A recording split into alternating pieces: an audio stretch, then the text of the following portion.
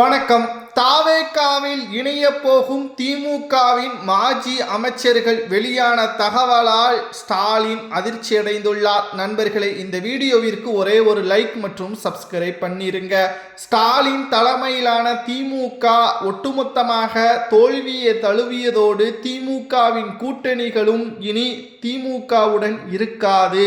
அமைச்சரவையில் இடம்பெற்ற முஸ்லிம் லீக், காங்கிரஸ், விசிக, தற்பொழுது அமைச்சரவையில் இடம்பெறாத இடதுசாரிகளும் தாவேகாவிற்கு முழுவதுமான ஆதரவுகளையும் கொடுத்துள்ளது. திமுகவால் தனித்து 234 தொகுதிகளில் போட்டியிட்டால் 10 இடங்களை கூட வெற்றியடையாது என்று தாவேகாவின் முக்கியமான அமைச்சர் ஆதவ் அர்ஜுனா அவர்கள் வெளியிட்டுள்ள செய்திகளும் வைரலாக பரவி வருகிறது. மேலும் தாவேகாவை வீழ்த்துவதற்கு திமுக அடுத்த கட்ட நடவடிக்கைகளை மேற்கொண்டு வருகிறது.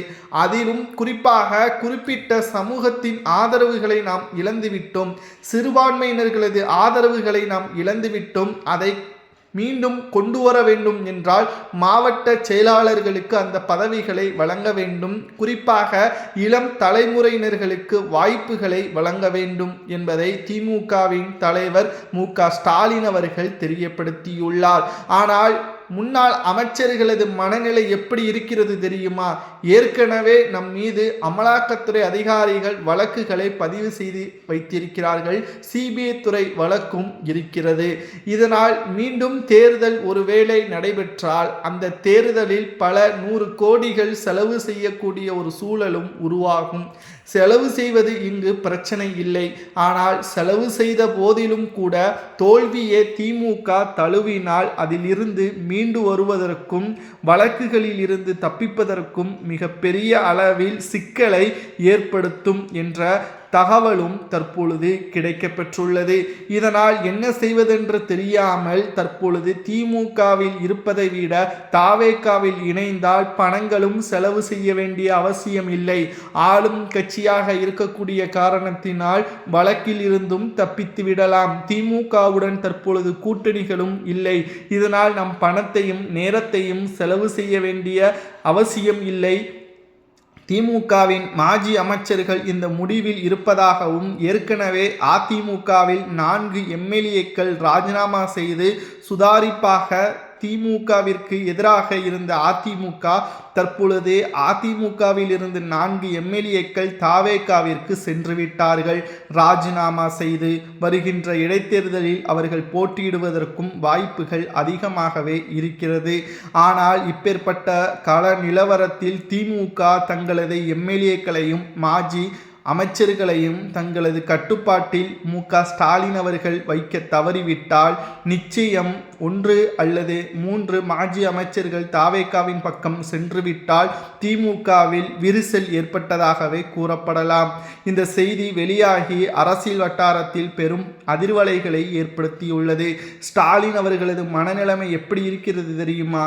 2 ஆண்டுகளில் தாவேகா ஆட்சியை அமைத்துள்ளது என்றால் 50 ஆண்டுகால திமுகவின் பாரம்பரிய வாக்குகள் எப்படி தாவேகாவிற்கு சென்றது, இதன் பின்னணியில் இருக்கக்கூடியவர்கள் யார் என்பதையெல்லாம் தற்பொழுது கள ஆய்வுகளை நடத்தி விசாரணையையும் நடத்தி வருகிறார் ஸ்டாலின் அவர்கள். ஆனால் இதையெல்லாம் தற்பொழுது அடுத்த 5 ஆண்டுகளுக்கு பிறகுதான் களத்தில் மீண்டும் அதை சரி செய்ய முடியுமா என்று பார்த்தால் நிச்சயமாக கிடையாது. ஏனென்றால் ஒவ்வொரு மாவட்டங்களிலும் திமுகவிற்குள்ளேயே பல பிரிவுகள் இருக்கிறது. பல கமிட்டிகளை நடத்தி மாவட்ட செயலாளர்கள் 3, 4 என்று ஒவ்வொருவரும் திமுகவிற்குள்ளேயே செயல்படுகிறார்கள். இதுதான் திமுகவின் தோல்விற்கான காரணங்கள் என்பது நாம் அறிவோம். தற்பொழுது திமுகவின் மாஜி அமைச்சர்களும் முன்னாள் எம்எல்ஏக்களும் தற்பொழுது தாவேகாவுடன் பேச்சுவார்த்தையும் நடத்தி வருகிறார்கள். ஏற்கனவே ஆதவ் அர்ஜுனா அவர்கள் திமுகவில் இருந்தும் கூட தாவேகாவிற்கு வரலாம், நன்மை செய்ய வேண்டி, மக்களுக்கு நல்ல உதவிகள் செய்ய வேண்டி அந்த மனதோடு தாவேகாவில் வந்தால் நாங்கள் அவர்களை இணைத்து கொள்வோம் என்பதையும் ஆதவ் அர்ஜுனா அவர்கள் கிரீன் சிக்னல் காட்டியுள்ளார். இது ஸ்டாலின் அவர்களுக்கு மிகப்பெரிய தலைவலியாக மாறிவிட்டது. ஏனென்றால் இந்தியாவின் பிரதமரை மாற்றக்கூடிய அளவிற்கு ஸ்டாலினுக்கு பவர் இருக்கிறது என்று திமுக பெருமையாக பேசியது. ஆனால் கொளத்தூர் தொகுதியிலேயே வெற்றியடைய முடியவில்லை என்ற கோபமும் தற்பொழுது ஸ்டாலினுக்கு வந்துவிட்டது. ஓரளவிற்கு மேல் பெருமைகளை பேசக்கூடாது. அப்படி பேசினால் அது மீண்டு வர முடியாத அளவிற்கு ஒரு தோல்வியை ஏற்படுத்தும் என்பதற்கு உதாரணம்தான் இந்த 2026 சட்டசபை தேர்தல் என்ற தகவலையும் நம்மால் பார்க்க முடிகிறது. ஸ்டாலின் அவர்களது அடுத்த கட்ட நடவடிக்கை என்ன? தற்பொழுது மாஜி அமைச்சர்களையும் முன்னாள் எம்எல்ஏக்களையும் கட்சியை விட்டு விலகாமல் இருப்பதற்கான ஏற்பாடுகளை செய்ய போகிறார். மேலும் அவர்கள் தாவேகாவில் இணைந்து விட்டால் அவர்களுடன் திமுகவை சார்ந்த தொண்டர்களும் கிளை நிர்வாகிகளும் இணைவார்கள். அது திமுகவிற்கு மேலும் ஒரு பின்னடைவை தான் சந்திக்கும். தற்பொழுது திமுகவின் மாஜி நிர்வாகிகளும் எம்எல்ஏக்களும் வருகின்ற இடைத்தேர்தலை வரைக்கும் தான் பொறுமையாக இருப்பார்கள்.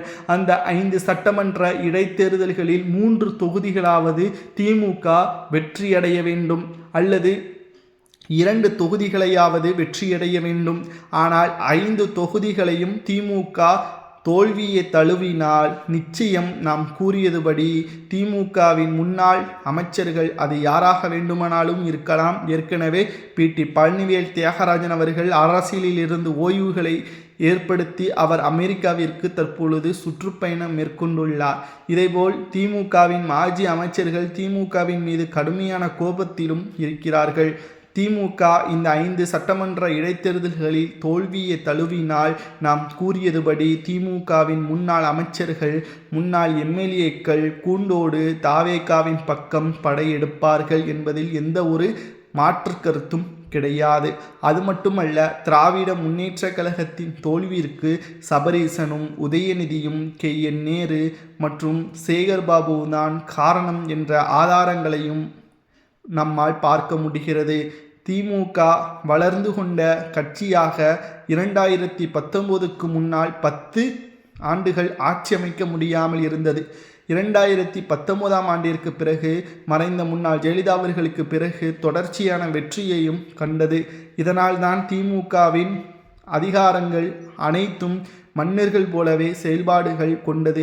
ஆனால் மக்கள் தான் உண்மையான மன்னர்கள் என்பதை இந்த தேர்தல் மூலமாக ஸ்டாலின் அவர்கள் உணர்ந்திருப்பார்.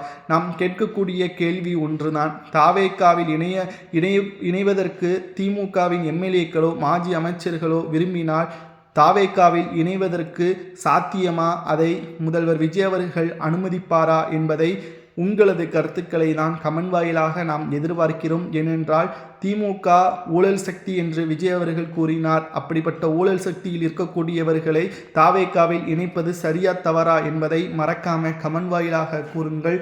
நன்றி, வணக்கம்.